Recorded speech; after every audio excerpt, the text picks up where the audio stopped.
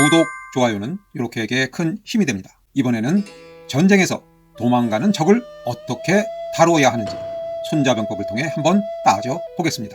손자병법 7편의 일부 내용을 소개하겠습니다. 고용병지법, 양배물종, 위사유궐, 궁구물박, 차용병지법이야.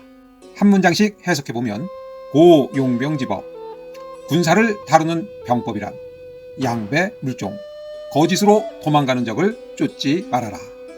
당연한 이야기입니다. 거짓으로 도망간다는 것은 무슨 의미인가요? 우리 군사를 유인해서 함정에 빠뜨리려는 속임수가 있다는 것이지요. 그런데 문제는 전쟁 중에 적이 도망가는 것이 속임수인지 진짜 힘이 모자라서 도망가는 것인지 구분하기 쉽지 않다는 것입니다. 위사유궐, 적을 포위할 때는 도망갈 길을 터주고, 궁구물박, 어려움에 부닥친 적을 과하게 압박하지 말아라. 차용병지법이야. 이것이 군사를 다루는 병법이다. 그러면 왜 적이 도망갈 길을 터주라는 것인가요? 생명이 있는 존재는 도망갈 길이 막히고 죽음에 직면하게 되면 필사적으로 살려고 합니다. 그 과정에서 초능력을 발휘할 수 있기 때문입니다. 쫓기던 쥐도 막다른 골목에서 고양이를 물 수도 있다는 것이죠. 도망갈 길을 터주면서 공격하면 적군은 서로 도망가려다 자기끼리 압사당하기도 하면서 큰 피해가 발생할 수 있는 것입니다.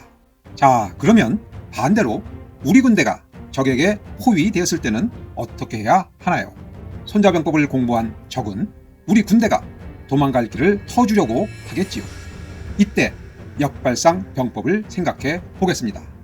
손자병법 11편에 보면 투지, 망지, 연후, 존, 망지에 떨어진 후에 살아남고 함지, 사지, 연후, 생, 사지에 떨어진 후에 살아남는다.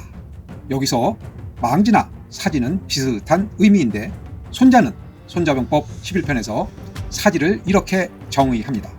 질전즉존, 신속하게 싸워서 탈출하면 살고, 부질전 즉 망자, 신속하게 싸우지 못해서 탈출하지 못하면 죽게 되는 곳, 위사지, 이런 곳이 사지입니다. 적이 위사유궐 병법을 구사한다면 우리 군대는 퇴로를 막고 결사항전해야 살아 돌아올 수 있다는 겁니다. 그런데 전우가 죽어가고 불화살이 비처럼 쏟아지는 전장에서 지휘관의 현명한 지휘, 그리고 그 지휘에 따라 일선 병사들이 일사불란하게 움직이도록 하기는 쉽지 않습니다. 예를 들어보겠습니다. 극장에서 불이 났는데 출입구가 2개 있습니다. 한 출입구에는 불이 붙어 있고 다른 출입구에는 불이 안 붙었습니다. 관객은 어디로 갈까요? 당연히 불이 안 붙은 출입구로 와르르 몰려가겠지요. 순식간에 많은 사람이 출입구로 몰리니 일부는 탈출에 성공하지만 많은 사람이 압사당하는 사고가 발생합니다.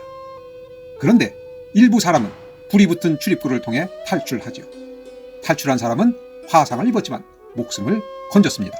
이 이야기를 들은 사람들에게 동일한 상황이 발생하면 어디로 피신하겠습니까? 라고 묻습니다.